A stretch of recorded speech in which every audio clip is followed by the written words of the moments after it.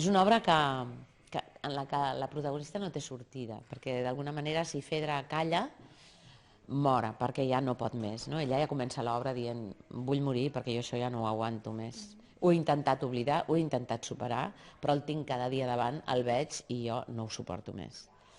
I aleshores li arriba la notícia que el seu home és mort i pensa potser tinc una oportunitat, tot i que sigui el meu fillastre, potser, no? Per tant, parla, confessa el seu amor. Aquesta confessió és el punt de partida d'una història plena de tragèdia i desenganys amorosos. Amb aquest personatge, Emma Vilarassau, que dona vida a la pròpia Fedra, assumeix tot un repte, ja que es tracta d'un personatge molt profund i un dels més importants de la història del teatre. De primer, el text, que és en vers, són alexandrins, són meravellosos, estan molt ben traduïts, però clar, són molts versos i s'han de dir, i el Sergi era molt estricte i ens els feia dir com cal i sense perdre la musicalitat i que després no es noti tant ni es faci carregós ni feixuc. I després la intensitat, és una tragèdia, llavors les emocions i els sentiments no estan en mig gas, estan tota l'estona aquí dalt. Es tracta d'una obra dramàtica escrita per l'autor Jean Racine, que en aquesta ocasió ha estat dirigida pel Sergi Balbel. Mercè Sampietro, Lluís Soler o Jordi Banacolocha són alguns dels altres actors que participen en l'obra. La Rambla ha estat l'escenari aquest matí d'un seguit d'activitats per commemorar el Dia Mundial de Conscienciació sobre l'Autisme sota el lema El treball, l'avantatge de l'autisme. En aquesta jornada, nens i familiars han pogut llegir uns textos i poemes i finalment s'han enlairat uns globus blaus plens de missatges i desitjos.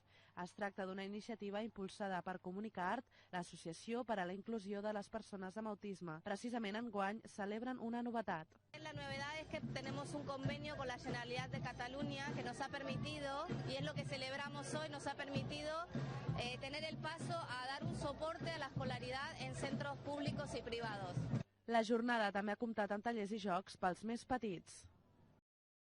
1.300 metres quadrats on els visitants poden trobar 24 espais ambientats i decorats en diferents estètiques. La segona edició de la Badalona Home Design, la fira de decoració que es desenvolupa en un espai real, enguany s'ha ubicat a l'edifici de l'antiga oficina de Correus, una nova ubicació que ha afavorit la presència de públic. Comparant amb la primera edició l'any passat a la Casa Clara del Parc de Calarnús, doncs el primer cap de setmana vam tenir prop de 3.700 persones, per tant, doncs quasi que hem duplicat aquesta xifra, per tant el balanç és molt positiu, esperem doncs que es vagi mantenint. En aquesta edició hi participen 21 empreses badalonines del sector de l'interiorisme i la decoració. Els espais són molt diferents, l'estil és molt diferent, és un estil doncs, més urbà, més industrial, ja que l'espai de dins doncs, és el que demanava una miqueta. La gent trobarà doncs, interiors decorats amb aquest estil, d'estil industrial, tipus loft. D'altra banda, la Badalona Home Design també acull conferències, tallers, xerrades i activitats diverses per tota la família. Una manualitat que serveix per recuperar mobles i per fer una aplicació en els mobles molt senzilla, que va anar molt bé l'activitat aquesta. Després hem tingut activitats de com fer un hort urbà a casa, que aquesta s'ha repetit un parell de vegades perquè va agradar molt. Tindrem d'aquí poquet una activitat que és viure una experiència de realitat virtual on la gent podrà passejar per els interiors amb les ulleres de realitat virtual. La fira de decoració estarà oberta al públic fins al 17 de maig. El dia 9, però, coincidint amb la Badalona Shopping Night, es podrà visitar en un horari especial fins a les 12 de la nit i els que decideixin acostar-s'hi gaudiran de show cookings i música en directe. Els artistes del Primavera Pop arribaven a Badalona després de fer un macroconcert a Madrid. A diferència de la capital espanyola, el concert de Badalona era gratuït i a l'aire lliure, i per a alguns grups era la primera vegada que hi participaven. Farem dues cançons del nostre nou disc, 100.000 històries. Una és el primer senzill que vam treure, que porta el nom del disc, i el segona que farem és el single que sortirà d'aquí molt poquet, que es diu És la nostra història. La verdad que hoy es un día muy especial, ya quería estar aquí desde hace mucho, de verdad es un día muy muy importante para mí. Yo nunca había estado en España, entonces el hecho de que todas las personas cantaran mis canciones, yo siendo de México, sin haber estado aquí antes, de verdad es una locura. Estoy muy muy feliz. Yeah, this is our first time. Last night we played our headlining show here, and that was incredible, one of our favorite shows ever. And tonight we got to play for so many more people in acoustic, and it was really fun. El cartell del Primavera Pop va comptar amb els principals grups de moda del moment.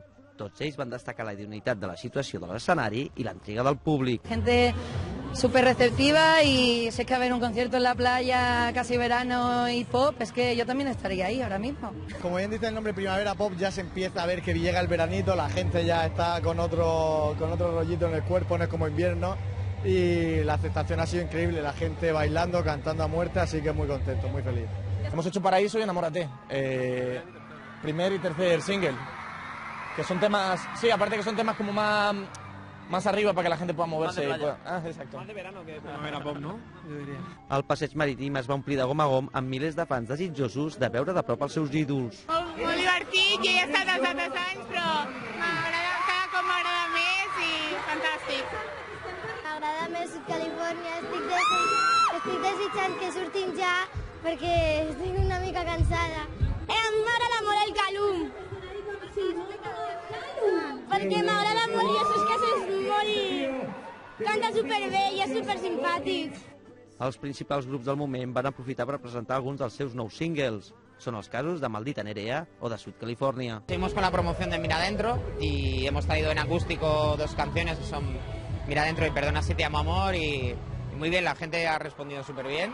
De live y comprende y la verdad es que yo no me esperaba, pero estaba todo el mundo coreándola y todo el mundo saltando y dándolo todo, así que he salido de aquí con un subidón que no veas. Una segona edició que va deixar content a tothom i amb ganes que l'experiència es repeteixi el proper any.